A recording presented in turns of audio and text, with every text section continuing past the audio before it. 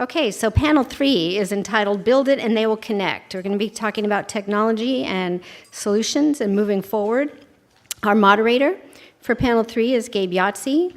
He's joined by our panelists Ishmael Herrera, Gladys Papalatok, Adelina Zendejas, Jake Sobral, and Robin Kroc. Please join me in welcoming panel 3.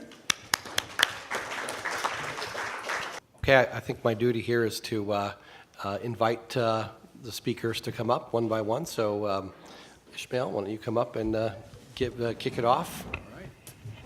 Good afternoon, everyone. I want to start off by apologizing because I'm getting over a bit of a cold. So if I sound a little nasally, that's the reason why. I usually don't sound like this. But I also want to just take a quick second to thank West Hills Community College District for continuing their commitment to these events, the series. This is my third one that I've attended, and it's my second time presenting. So I'm not sure if I'm quite veteran status, but at least I have experience with you guys. Sophomore, okay. But it's also great to be on my home side of the county. I grew up in the communities of Firebond, Mendota, and now reside in Kerman with my wife and daughter. And so the west side is really dear to me, and it's great to see it. There's continued commitment to these types of conversations out here, and it's great to be among all of you here this morning and afternoon. So I'm here to just give you a few minutes of what we do at the Office of Community and Economic Development at California State Fresno.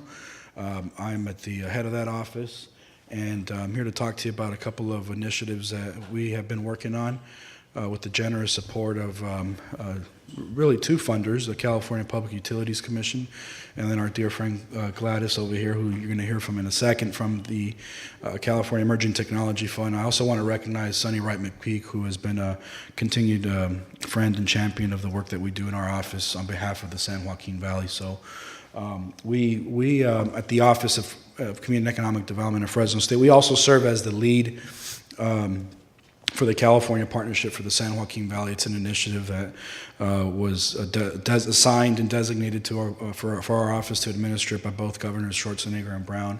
And there is a work group, a group of people that provide input and advisory to our office's staff on issues with telecommunications and broadband. And so the partnership, and we have, I think, a couple of board members in the room here.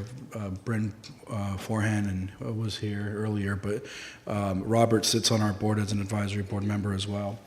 Our office serves as the worker bees for the partnership, and we provide the activities and the events, the efforts out in the communities of the San Joaquin Valley on behalf of the partnership, and we do it as one of the CETF's 12, is it 12 or 14 now? Consortiums? Actually 17. Oh, it's up to 17 now, wow. One of its 17 regional broadband consortiums, and so we provide the staffing for the San Joaquin Valley Regional Broadband Consortium. And that's how that functions. And, wrong side. And so our effort through the generous funding of the CETF and support funding from the California Public Utilities Commission is titled Get Connected San Joaquin Valley. And this is an effort where we have been working with boots on the ground, grassroots efforts to connect households. In a bit I'll talk to you about what we're doing with farmers and agriculture, but I want you all to know as you leave here today that if you have households, residents, families who are not connected to internet of any shape or form, that we are available at our office. We're kind of a call center, if you will, for families up and down the state of California. And I say the state of California because we get calls from not only the San Joaquin Valley, we were just talking about this yesterday, calls from Brawley, Lancaster, Chico, families who are calling our office in Fresno, with helping them navigate the different low-cost internet services that are available in their region. As you know, the ISPs have their service territories, a lot of overlap, but they're very proprietary. And if you live on one side of the street in the same community, you may have a different provider that is able to serve you that your neighbor across the street doesn't have access to. So we help them navigate that. And the way we do it is we have bilingual staff that make themselves available to do a three-way call with the head of household, and the representative of the internet service provider. And so we literally, it's a hand-holding process on the call, and we have staff dedicated exclusively for these efforts in our office.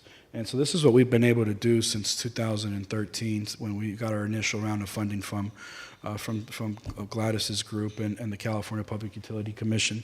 These are verified new broadband subscriptions, and the way that we verify them is there's intensive follow-up that occurs. We ask the heads of households or the person in the home that we've been working with to send us the welcome letters that each and one of us receives when we subscribe to an internet service.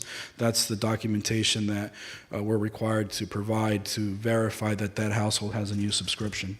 I also want to let you know that aside from the new subscriptions, we've also helped over 2,500 households in this region transition to more affordable services. So they may have been with an internet service provider but had no clue that something like Comcast was available to them because their child attends a school with free or reduced lunch numbers that meet the threshold.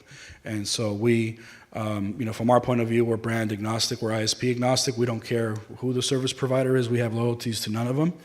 Our loyalty are to the households. And we have our friend Mike is sitting there. He helps us on some of these projects as well, and trying to build more infrastructure on the consortium work. But we tell him the same thing. We're agnostic when it comes to the provider. And so when we get a phone call from a household, we let them know about all the services that are available. And so here are some examples of some of the providers that CETF has brought into our region to help for us to be able to help them meet their adoption numbers. And so we gladly assist these internet service providers in places where Comcast or AT&T are not available at $9.99 a month or $14.99 a month. We also do very intentional digital literacy training. And so it's not enough, as many of you have stated, whether it be at the municipal level, at the farm level, in this case, at the household level, it's not enough to build it. The theme of this panel, I think, is build it and they will come. Well, to ensure that they come, we've found that the best way to ensure that is we have to actually incorporate some education and training.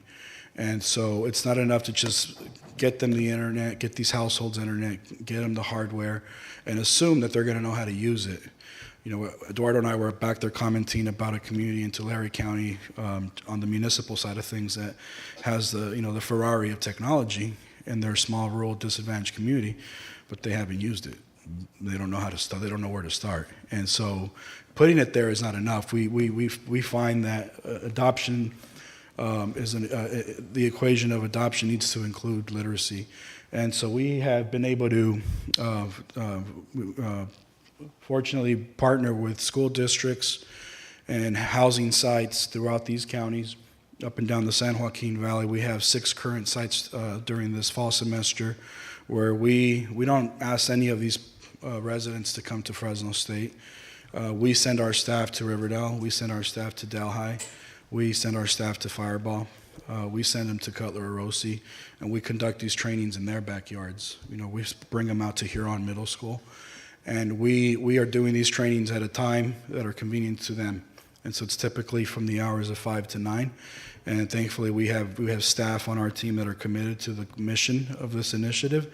And they make themselves available to be able to serve these households. And so here's what we've been able to accomplish since 2013. And I included a copy of what we provide each of the students. And this is one of the selling points for the program. Each of the students who goes through this presentation, it's a 9-week curriculum, twice a week, 36 hours of basic digital literacy instruction. We have a level 1, we have a level 2 curriculum with standardized, so every site has the same curriculum. And at the end of each semester, we do it in the spring and then we do it in the fall. It's been standardized, but there's a graduation ceremony that the local school sites partner with us on delivering, and we recognize that for a lot of the families who come to our courses, many of them are monolingual Spanish speakers, maybe new to this country, maybe have never had a graduation ceremony to participate in themselves. We know that this is going to be a big deal for them. And so we take it very seriously. We give it the grace and the importance it deserves. And one of the things that we do is we have President Joseph Castro at the university individually signs every single certificate of completion. When we approached him about this program, he was all in and said, count me in, let me know what you need me to do.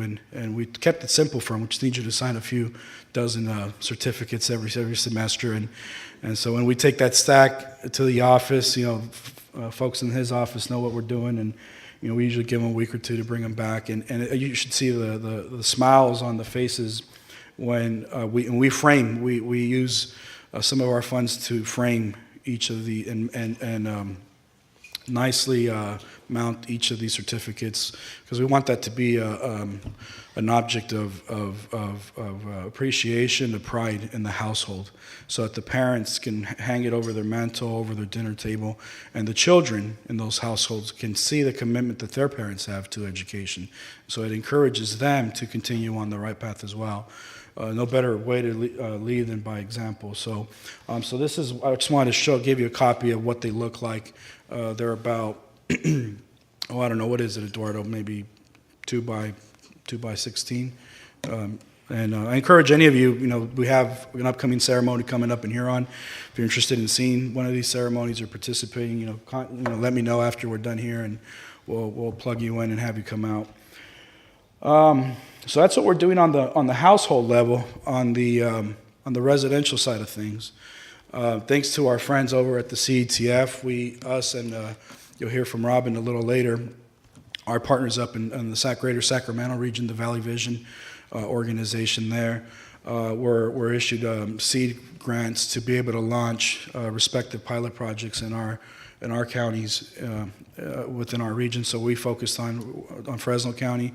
Robin will talk about what they've been doing up in Yolo County. And I want to take a quick second, if you haven't met him already, Eduardo, stand up and raise your hand or do a backflip or something so we know who you are. He's really we talked about the worker bees. He's the worker bee here. He helped set up a lot of these programs, and he's the lead and the director on this specific ag tech pilot project. And he's not doing it alone. I'll talk to you about the partner we're working with here in a second by the name of WiseCon. But this is a pilot project that we're still in the midst of. It's not a completed project. We got a late start, but we're expecting that the final data for this project will become available in December, where we'll be able to show you all the data on a test and control parcels, where we were able to find 3 farms and partner with 3 farm sites in Fresno County, almond grower in Kerman, tomato grower in Carruthers, and a grape grower out in Ridley. And one of the challenges that we had first and foremost was finding farms that could give us that test and control availability, because most of them were all controlled. They had no broadband, so there was no way to do the comparison. And so, thankfully we found these 3 sites that did have some level of broadband, and we were able to deploy WiseCon's sensory technology to be able to compare what a farmer can do when there is availability of broadband on one set of land within the same farm, and have the control sample to show what happens when there is no broadband. And so using a sensory network of nodes within the farm, and here's a diagram of what it looks like. I can get this to move. There you go. That's how it works. There's a network of nodes throughout the test parcel that generates data based on the readings of soil moisture, can sense the application of nutrients on that specific plot of land. It all gets fed into the cloud that is then available to the farmer via their smartphone or iPad. And the app is available for them to analyze and generate data that, as I mentioned earlier, is in the process of being finalized to give us results on the test and control parcels. But WiseCon is the partner that we've been using to deploy the technology. Some of the farmers also had interest in using drones to do some aerial imaging of their land. So that's a secondary priority for this project. The sensory network is really where the priority is for this pilot project. And so we're really excited that we're getting to the finish line here. And in about a month or so, we'll be able to publicly share some of the data that's come out of this project. And based on what we've been hearing from our friends at WiseCon, it appears that there is a difference, significant difference in what the preliminary findings have been showing. So stay tuned for that information. And so for the farmer, it comes with a lot of anticipated benefits. And I say anticipated because the data is not available yet. These are just things that we think we'll be able to point at as advantages for them to consider broad deployment on not only the test parcels but the entire farm. And so, decision making, having big data to make big decisions on nutrients, on water usage, on irrigation patterns. These are all things that will be available to these 3 farmers after the pilot project is completed. And our hope is that through this seed funding, we will be able to identify other farmers in this community who would be interested in deploying similar technology. And that's part of our role too, is to showcase this to as many audiences as possible. John Diener, we were with him last week at their Zero Net Energy Farm in 5 Points last week, and he said something that stood out to me is that a lot of his peers in this part of the world have a tough time making drastic changes like this, but when they peek over the fence and see what the neighbor's doing, they draw a little bit more interest if it works over there. So our part of our job is to lower the fence line, so that his neighbors can see a little clearer. And so being here today is one way of doing that. And like I said, the really technical aspects of this, the nuts and bolts, are things that Eduardo back there would be happy to talk to you about and connect you with our partners at WiseCon. But again, we're not the only ones doing this. Our friends at Valley Vision, who you'll hear from in a bit, are doing something very similar, and the focus of their project, I think, is complementary to what we're working on here. And so I think between the 2 pilots in Yolo and Fresno counties, there'll be some really good data for you all to consider as you think about deploying some of these technologies with some of your partners in industry. So with that, I look forward to any questions you may have, and I'll pass it back to my good friend Gabe here. Thank you.